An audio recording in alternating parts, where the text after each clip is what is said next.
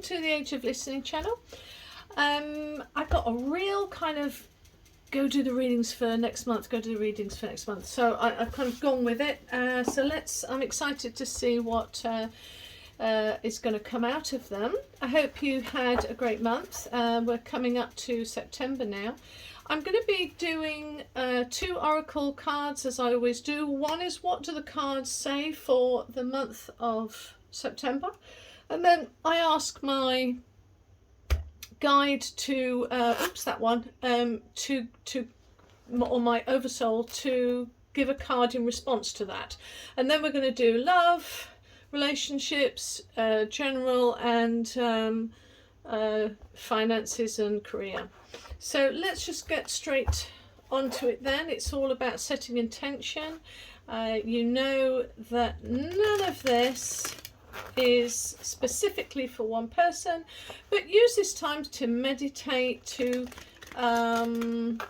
quieten yourself down and see what answers you can glean from it. That's how I always look at, you know, if I listen to somebody, tarot reader online, and in fact in life in general, actually, you know, just walking to the shops, meeting friends, you know, sift out the wheat from the chaff and just say, okay, what do you want to show me today that can be useful moving forward? And it's just a really easy way to start sort of getting close to listening with your intuition. If you don't have any of the clairs and you want to know how, gosh, why am I talking like this about this? This is definitely for somebody.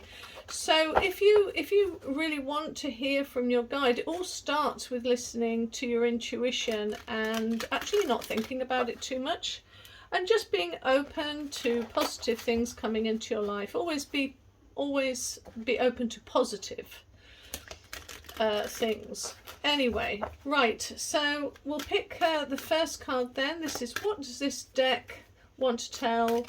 I think we're doing Aries. Yes, we're doing Aries for October, and I'm going to cut it.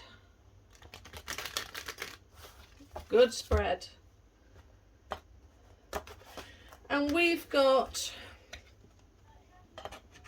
not for you. Ooh, something is not for you. What is not for you? We've got here, if you can see it, one of those Chinese fortune cookies, and it's got a great big, if you look on the fortune cookie, I don't know if you can see it, it's got a great big fat nope, and the door is closed. So that's interesting. Okay, so I'm setting intention for these cards, and we'll see what my oversoul, my higher self, which I've viewed as my guide for many years because it's always been my best friend, really, always been there for me when I needed and gave me great insights into things. But I kind of have begun to view it as my oversoul, to be really honest. Okay. You know, don't get stuck into categories. Don't get stuck into putting things in a certain box. Be free and easy. Yes, I know I'm talking to Aries. But, you know, when it comes to a lot of things, you're very free and easy. Very free and easy. But, you know, if you're wanting to go into the ethereal world of WTF, sometimes going with the flow is the best thing. If you want to spiritually be open to higher things. Gosh, this is for somebody. Okay, so I'm going to cut Aries. Faith. Have faith. Okay, so we've got sort of Mother Earth, seasons, looking at the universe as a whole is being moved by, you know, we are all moved by the cycles of the moon. So this Mother Earth symbolism here has always got to go with the cycles of the moon, with all the different magnetic forces or whatever that causes us to go mad when it's a full moon. But everything from the waves to the way women menstruate and all these things, these are all down to the moon, supposedly. So when you're having faith, you know, you have to have faith that things are going to work out. How they're going to work out. You know, I as soon as I got that, I got what will be, will be. What will be, will be. You've got a fat no here, not for you. Don't open that door. Big fat no. Okay. And what's interesting, there's a chessboard either side of it. So things are happening, but it's saying no. Door closed. I have faith. Something will, I'm sure, it will pan out somehow. Okay, and have faith. Right, so let's go with the 3. I don't normally talk this much for the oracle cards, but it just feels really meant to be. Okay. Good shuffle, Aries. That's good. That's really good. To me, that means a fairly clear reading. I'm always hopeful. Do that again. When you have that. Okay, right. Let's go. Okay, so this is not for all of you, but it will some of you take away what you feel you want to from it that bless you. I don't generally do reverses, but anyway. Move that out of the way. Okay, so these are where you are, the top, and these are the advice cards for the situation. Okay, so we have here the Seven of Cups, and Seven of Cups is options and choices. Some people talk about it, about illusions or reality, and having to work out what is truth and what is not, which coincides with that.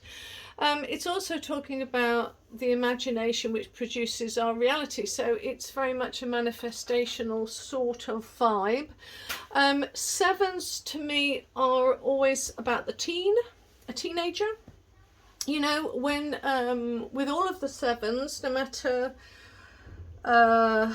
whether, you know, what sign they are, it is always about coming into your own, learning to manage the swords, or rather air, water, earth and fire. It's the sevens are all about mastering the ability, and so when you've got the cups, these are about the creative side of you, the dreams and aspirations that you've got and how you feel about all that, and it can have an awful lot to do with your calling, or what you feel is your calling. And here I've kind of got, just use your imagination, and that would coincide with the faith as well, because, you know, sometimes if you've got a door that's closed to you, or you're rapping on a door or you've got a choice and you're not sure, sometimes using that opportunity to and this is for career and finances, sometimes another different opportunity will come your way. So let's just look then at the advice card. We've got the Page of Coins. Yeah, it's thinking. Coins are all about the earthly realm, and the successes, security that the coin gives us, and the coin is the material world. and so when I look at these two together, then and this being the advice card, the Page of Coins, like all of the pages, mostly sort of holds up the coin and stares at it in wonder, thinking, you know, gosh, this is such an opportunity, I just don't know what to do with it. So for me then, this is saying, I do think you need to think about this. I think before moving forward, meditate on it, think on it, because where you plant, where the page is looking at the coin in the pentacle in wonderment, because he knows it's special, he knows its value. Where the knight, he knows he's about to plant it, he just doesn't know quite where. He's gonna plant it, but he doesn't know where. So here it's saying, look at the security that you have, that you possibly is at your disposal. When we look at Pentacles, we're talking about success, prosperity, career, health and body and stability and the practicality of it all, you know, safety and security. So I actually think, looking at this, that it's all in your hands and that you have the ability to pull this off. Whatever it is, it can even be just, it's moving into a different direction, but you have everything within you. All you have to do, like the page, is to meditate on this, I think. Pentacles aren't spiritual, but manifesting in this earth is a spiritual, it is a spiritual act. And, you know, my oversoul and the cards wouldn't tell you to manifest something if it wasn't possible. So I would do some manifesting on that, really. And what is it you really want? Because this card is about what you really want. But it is possible with the Page of Coins. That's what I'd say. You're at the beginning of a situation anyway. You're at the beginning of something. Right, so we'll get to general in a minute. Love and relationships. So we have the Tower card. The Tower card is... now, what is it? Now, what is that phrase? Let go or be dragged, I think, is one of my favourite tarot card readers. She always says Tower card is let go or be dragged, because something is falling because it needed to fall. So in the area of relationships, family, friends, something has fallen, but it needed to, in order for you to progress, because you weren't doing it yourself. So we'll leave that there. The advice for it, though, is the Queen of Cups. Wow. Well, wow, really. So with the Queen of Cups, you've got somebody who, she's not the king yet. She's the queen. So what does that mean? She's compassionate and caring, but she is emotionally stable. She's not as stable as the King of Cups, but she is emotionally stable on the whole. She's very protective. She has, she's very grounded, but she's set up those boundaries in place so that she can protect herself. She's aware of things, and she's very fertile as well.